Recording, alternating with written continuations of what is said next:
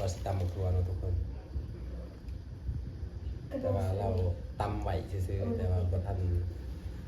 เขาล้นเข้ากันเนาะอย่างไรทุกคนนี่มาพบกับสาคอนนี่ก็นี่สาคอนสิพามาเบิ่งสาวตุ๊กตาเนาะทุกคน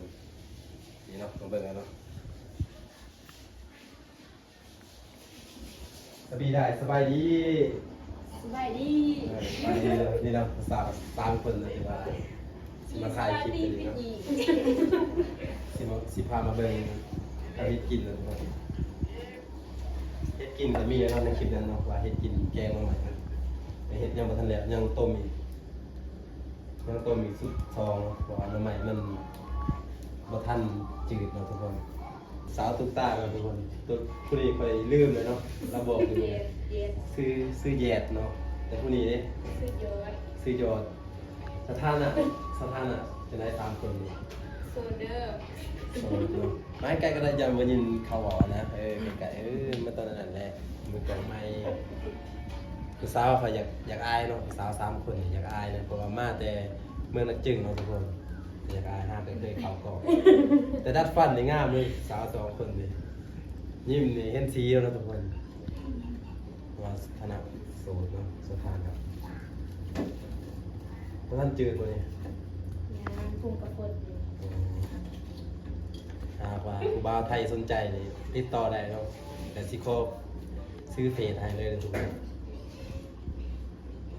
ว่าข้าต้องการครูบาไทยเนาะลาวก็ต้องการที่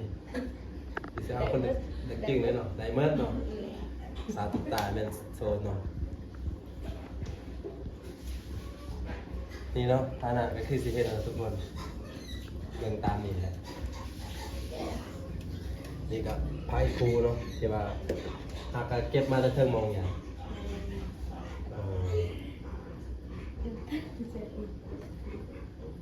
สาวนี่พี่เจงหัวเนาะ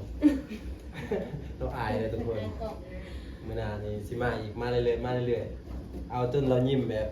แขวแห้งแล้วเนาะเรางามนี่สเปรย์โอ้โหอยากอายแล้วทุกคนโอ้คอยกามาข้างแรกมาทุกคนเรามานี่ใช้ได้แล้วก็ตำเค็มเลยที่ให้กินอย่างไปเด้อเนื้อเดียวก็สตอมทัวร์ในมุมนันอาเก็บใส่เครื่องเกี่ยมก็ได้เนาะเกี่ยมเครื่องให้เบิ่งนะครับสิตำบักทั่วสาวตุ๊กตาเราสิตำบักทั่วได้ทุกคนเราสิเกี่ยมเครื่องเราสิตำเนี่ยจะแค่คลิปดังจอกแยกมาเบิ่งเลยเนาะเพื่อให้ได้กระดาษมาเบิ่งเลยเด้ถ่ายแล้วสาวแย่แล้วเอาบักทั่วเราทุกคน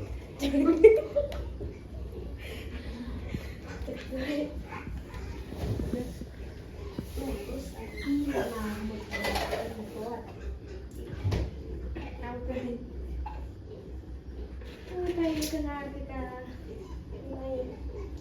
ประมาณสกัดโบก็น่าคืออีจันไหนไม่ตัวโอ้มันเป็นบักทั่วที่เราถอยกัดกินอย่างเงี้ยทุกคนบอกตำบักทั่วก็ยังกินหมดประจำโอ้เป็นยังดอกสนิทมันมีได้ค่ะนี่ก็ประมาณ7 โมงแล้วทุกคน7 โมงอย่างเลยนี่เราก็หาเย็ดกินแรงเนาะมื้อนี้ครับบ่ได้ไปดำนาเลยทุกคนเพราะว่าเป็นว่าตัวเองคนตกมัดมือเนาะเลยเป็นบ่ได้ไปดำนาเนาะแต่ปัญหาใหญ่มันจะไป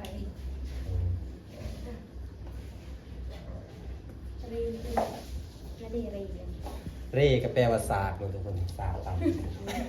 แปลให้เลยเนาะทุกคนอย่าว่าทุกคนบ่เข้าใจเนาะลาวเพราะว่าลาวนี่เป็นแต่เด็กจึงเด้ลาวครับบ่ค่อยสิบอกภาษาลาวปานใดเนาะเพราะว่านี่เนาะสาวตุ๊กตาฮะ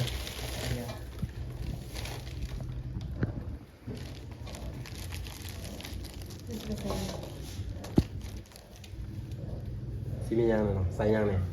เห็ดผักเทียมน้ำตาลให้น้ำตาลตู้เย็นอ่ะ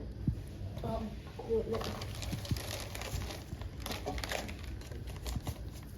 เป็นมือทำแบบประคบเครื่องครับนี่ก็ได้เนี่ยเฮ็ดคลิปท้ายเท่านี้เนาะ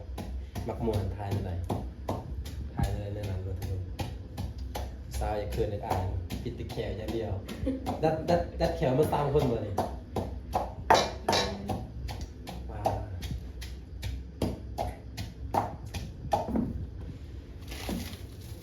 เรากำลังตำ จับเจียวซื้อ ตำแจวซื่อๆมันนะใครเราไปยิงในร้านเลย หาที่สุดไหล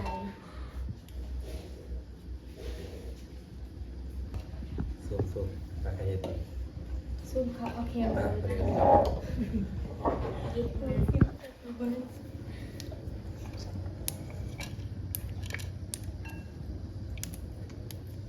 สวยกันเลยนะ3 คนมันนี้เห็ดกินเขาครัวเลยทุกคน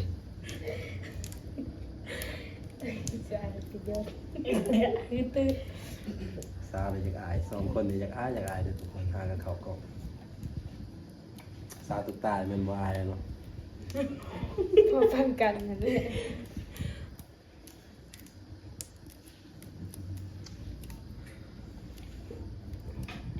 หักกันเนาะตัวนี่หักกับบ่นี่ หักเอา ป้ามีแต่คนงามๆเลยทุกคนใครเบิ่งคลิปนี้ผิดหวังเลยใครเบิ่งคลิปนี้ผิดหวัง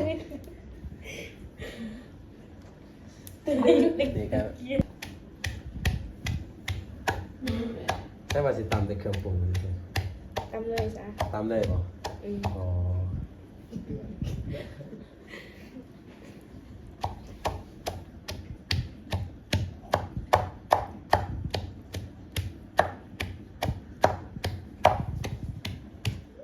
นี่ก็เช่า